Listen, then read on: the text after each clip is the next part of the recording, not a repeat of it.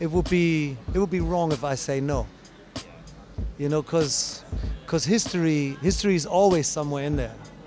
You know, like let's say if Style Elements are performing, I remember everything that they came up with, you know, like during all these years. So of course you cannot just, you know, like go like, okay, tabula rasa, gone, you know, like I forgot everything they did. It doesn't work. When you see a sign that says exit, right, and you see these symbols, right? Okay, sortie, you see exit and you see E-X-I-T, you know it's symbols, but you look at it and you know right away it means exit, right? And even you can try as hard as you want and say, no, it's the entrance, you know it's the exit. That's how easy it is. There's this, you have to distance yourself as good as you can from it, and you have to judge that day, no matter what it is, yeah? It's quite hard, and I judge mainly on performance. I do not judge on taste. As soon as taste comes in, you have a problem, because then it's there's no.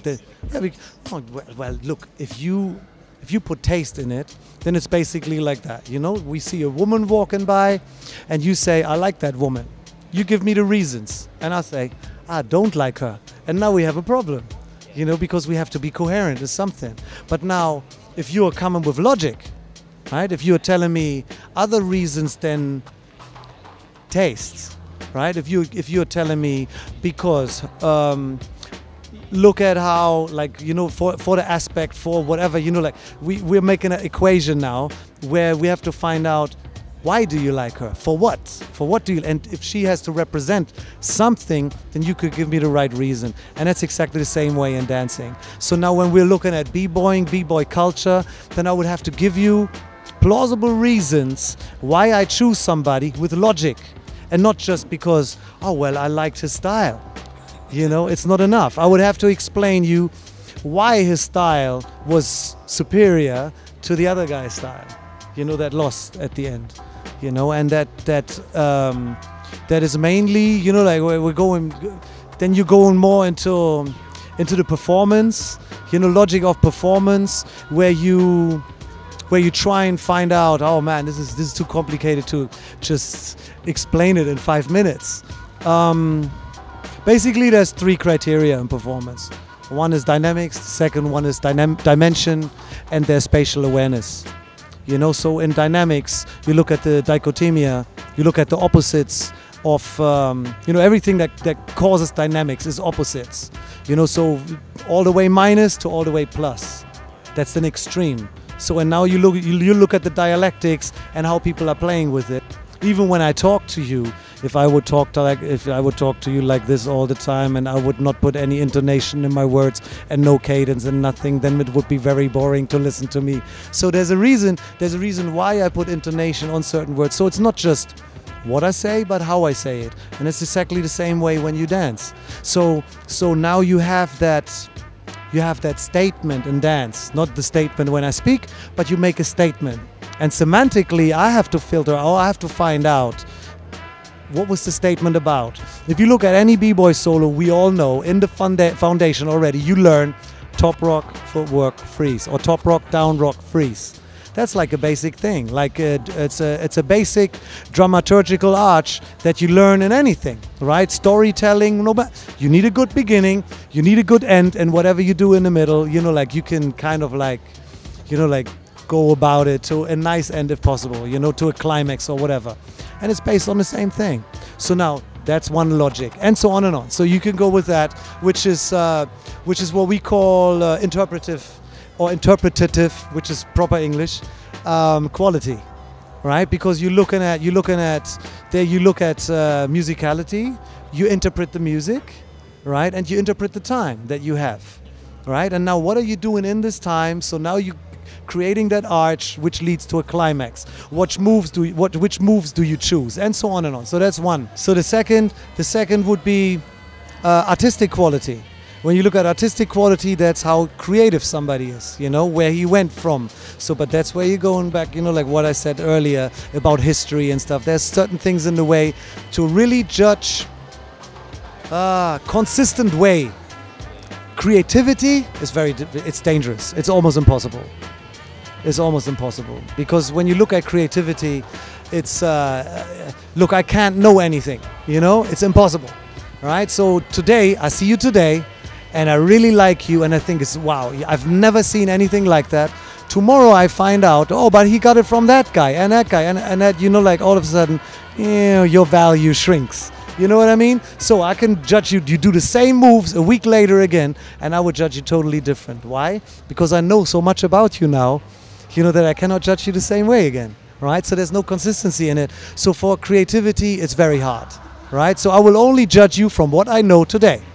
And if I'm wrong, I'm wrong. And the third one, so we have interpretative quality, we have artistic quality, and the third one is all about the craft itself, right? Which is physical quality. Yeah. Your skill. Are you clean? Do you have lightness in your dance? Because the longer you do something, the more lightness you develop, right? It's like when a child first walks, when a baby first walks, you see he's putting like his whole body into it, and his arms are not really moving, and he's just happy, you know, that he's doing step by step. And only after a while you see how the whole body mechanics is working the exact same way, you know, economically, the exact way, you know, how you make it from A to B. And it's the same way in dancing. So yeah, but now coming back again to the performance quality, or the performance criteria, sorry. Which is dynamics. I explained dynamics. Then you have dimension, and dimension is basically on how you're using your body, that you don't just dance in one direction, that you're looking good from all directions. It's like the example that I always give as well, is like when you're a little child and you learn how to draw, and I tell you how to draw a face. The most people, they make a circle, they paint the two eyes, the nose, the mouth, the ears, very simple, right? Then you get a little bit older, and then you learn from a profile. You learn how to draw from a profile. You draw the head, the nose, the lips, the eyes, you know, like the ear, you know, in there, and a little bit of hair. Also still very simple, because it's two-dimensional, right? Like from here, from there. Very easy. But now, you know, you get older, and now you want to learn how to draw somebody from a half profile. So now you have to put the dimension in it, which is becoming very difficult. And it's the same way as in dancing. So now you have that axe that you always have to work on, you know, because when I'm walking like a pass walk, you know, like camels. I don't know how you call it in English, when you know how you walk, you know, like right foot, left arm, right hand, you know. So you have to put that into it, going up and down, left and right, you know, all of that. But then also already we're going into spatial awareness, where now you have that space, use it. How are you making use of that space that you have? Sometimes you have a small circle, and you have to show your spatial awareness by not kicking into somebody, right? Sometimes you have a big stage. Why would you dance in that corner over there when you have all the space? Use the space, right? So that's spatial awareness. And use everything on that stage. Sometimes you have steps on a stair, or stairs on a stage where you have to dance. So you have to adjust to the media, which is very important. Sometimes it's slippery, sometimes it's sticky, sometimes it's soft, sometimes it's hard. If you're not adjusting to the media, you have a problem. Or if you're not able to. Certain moves you can do, certain moves you can't. You know, and that's the main thing. So all these things in my head, you know, and they're gonna be triggered. It's not like that I'm sitting there, oh no, spatial awareness, dimension, you know, like all this. It's not that I'm sitting there like this.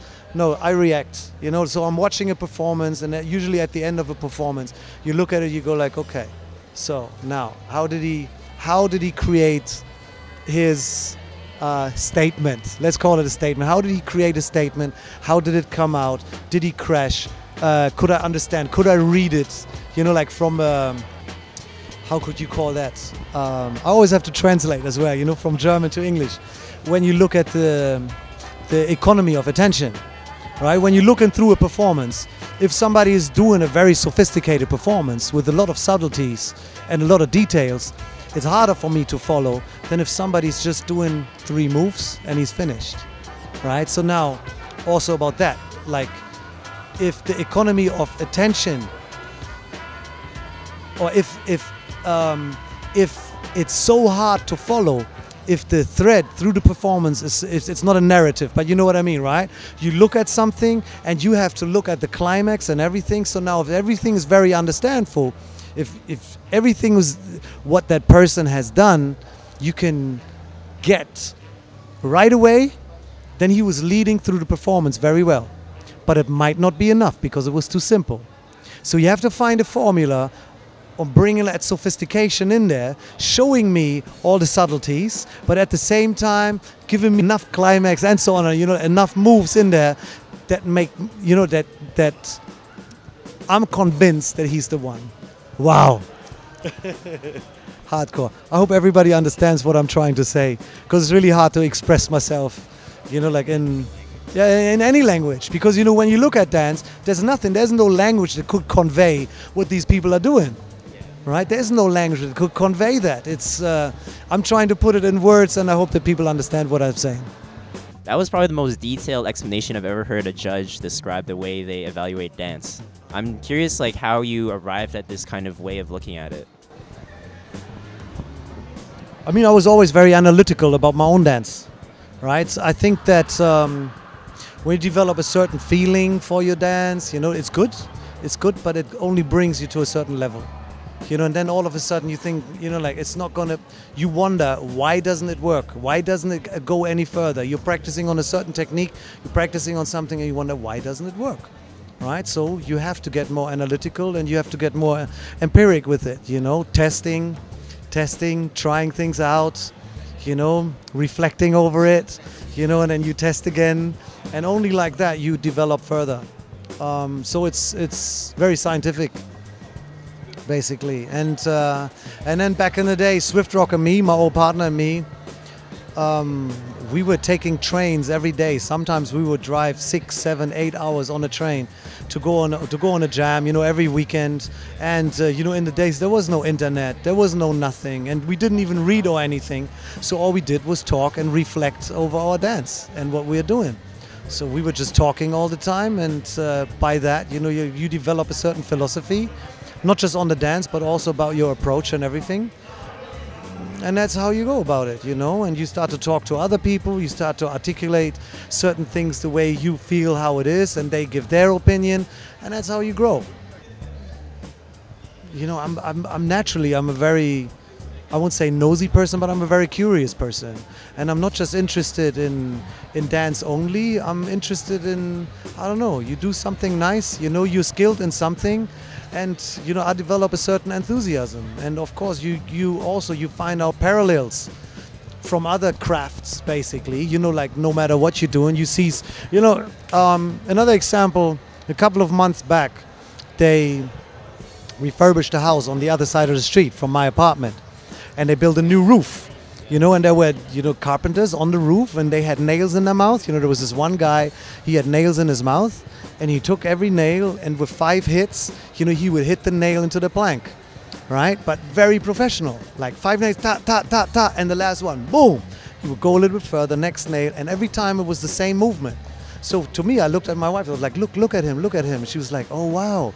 And she noticed it too. It was like a dance. It had a rhythm. You know, the aesthetics were there, the lightness was there, and you saw that he was very skilled. So there you go, the same thing, you know, if other people, you know, if you have any kind of skill, you know, it shows, you know, you have the rhythm, you have, you know, like the way things are developing and so on and on. So you just go further and you ask people how it goes and so on, and you develop an opinion and you learn more and more. I think that for some people it might be a problem that they always just look into their own little nutshell, you know, in their own little world for solutions for anything. But it could be so much easier to just go outside and see how other people have solved that problem, you know, and then that's where you're going. So it's not just, you know, like the information I give you is not just coming out of the hip-hop world, but of course I looked at ice skating, of course I looked at flipping snowboarding or whatever, and how they judge things, or, you know, anything.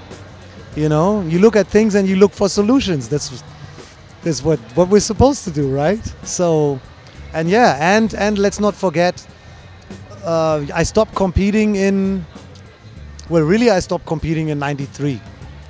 competing in competitions. I still did freestyle session in '98 with Flying Tortillas, but we were called Flying Tortillas. But none of us has taken it really serious. We were just like, we were there together. We were thinking about it years before. Oh shit, how nice would it be if we would compete all together and we would form a group? So we just did it real quick, you know, like, and we won freestyle session 3. That was '98. And after that, I didn't compete anymore. So I'm still battling. I'm still going in circles and, you know, like, I have fun. But in these competitions, I pulled back because I also believe that if you're still a competitor in this, then your focus is in a certain direction. And you cannot really, you have to have some blinkers. You have to have some blinkers when you're competing, because otherwise you get too distracted from all these sides and you're not really doing the things that you need to do in order to progress. Right? So you have to be so convinced about what yourself are doing to progress. Right? So you can't really look at the global picture and see other people's quality so much. Then you would have to go with your taste, which will not be just. You know? So I pulled out of this competition, out of this competing world with all this, not just because I got older, you know, but also because I was thinking that if I'm getting more into judging, I could only really be serious and objective about it if I really pull out. I'm doing my art pieces, you know, like I'm still doing theater and everything, but that's a different world. That's a different world. When I'm doing theater, I represent my art, you know, which is, of course, you know, pop and lock and b-boying, you know, it's all together, and everything else as well, you know. So my art world is going to be presented. And I don't even want people to say whether it's a b-boy piece, a lock. No, it's Storm. You know what I mean? But if it comes to a competition, if it comes to a b-boy competition, you have to have a certain formula going on in which you would know that everybody in this b-boy culture would identify you as a b-boy. Otherwise, automatically, you will have a problem. What role do you see yourself playing within the global breaking scene today, and maybe even like 10 years from now? Is there some sort of legacy that you want to build, or beyond what we've already seen?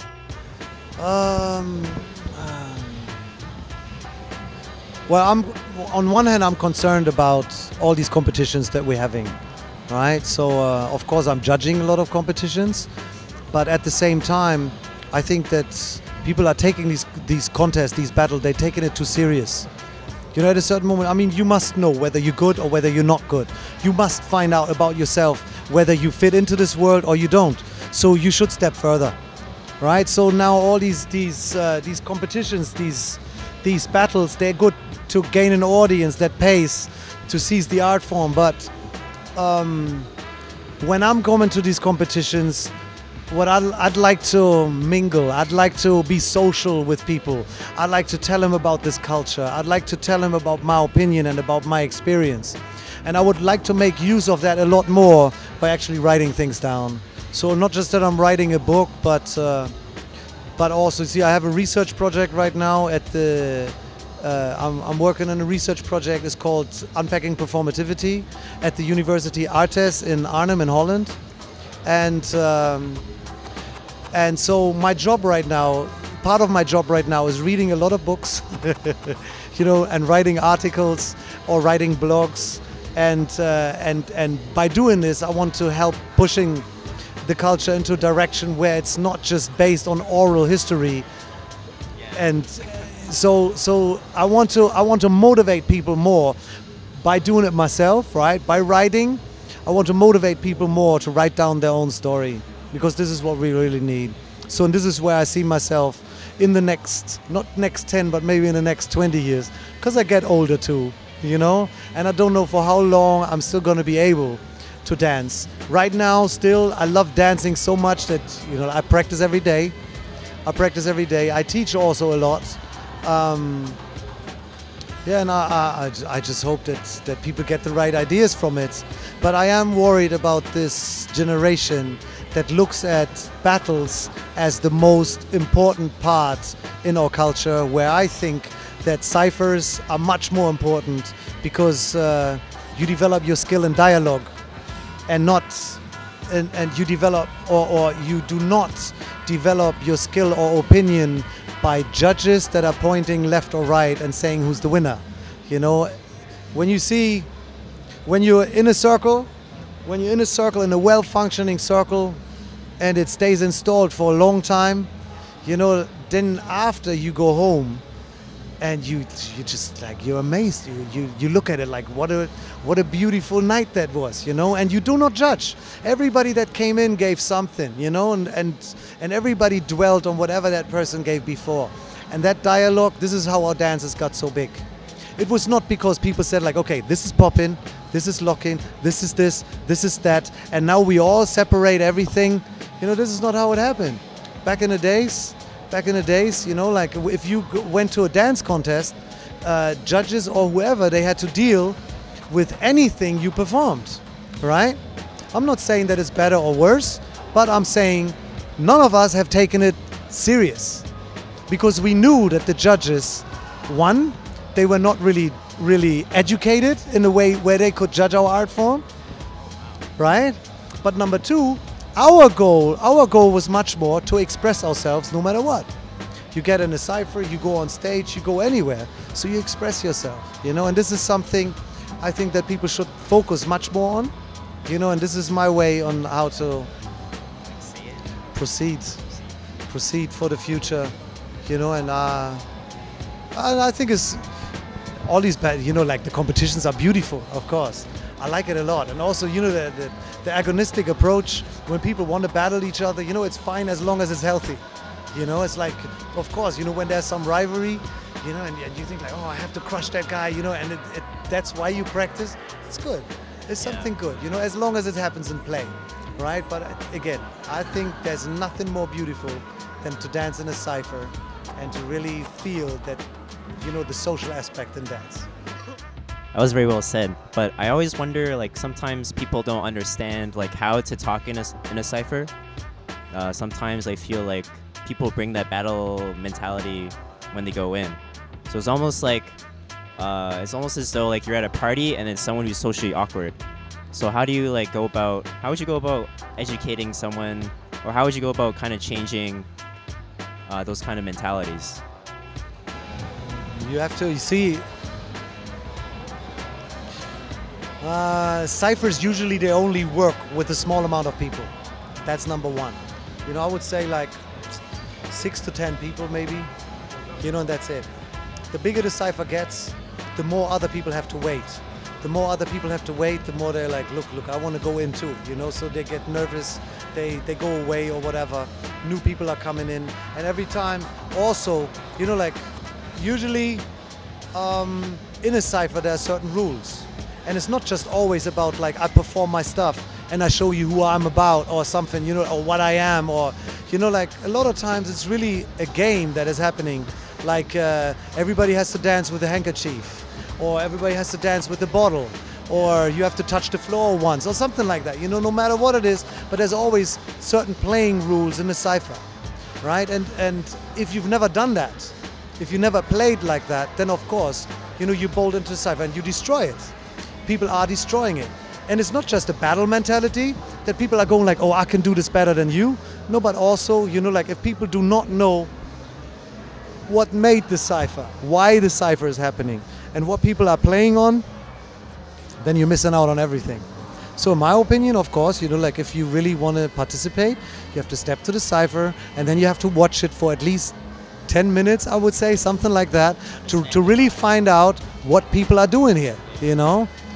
And the younger generation, of course, they think cipher, you go in and you either battle somebody, right? Or you start to battle somebody, or you just show whatever you are and your skill. It might work, it might not, you know, but in a lot of ways, you know, like ciphers are getting destroyed quickly like that. If you don't have somebody in the cipher that says like, hey, no, step out, watch this for a bit, and, you know, like somebody younger or somebody who is not that experienced. And the best way of practicing it is with your friends. It's the best thing to do. And like that, you grow the fastest as well. Because if you have to take your friends or your mates, whatever, whatever evoked you, you know, like whatever is evocative in his solo, you take it, you build something new with it or something different, and that's how the cipher grows. And that's how your skill grows. That's how the vocabulary grows. That's how the dance grows, and that's how the culture grows. And that's where you go, you know, and there's no right or wrong. It's just all of a sudden you have all these different versions. And don't forget, your friend can tell whatever can take whatever you did and still, again, change it, you know, and that's how it goes. That's why, you know, like these days you don't have these niche so much anymore, right? Where you have one crew and they dance together for 1 year or something, and all of a sudden they come out and they dance totally different from anybody else. But back in the days that happened a lot. I guess we gotta stop.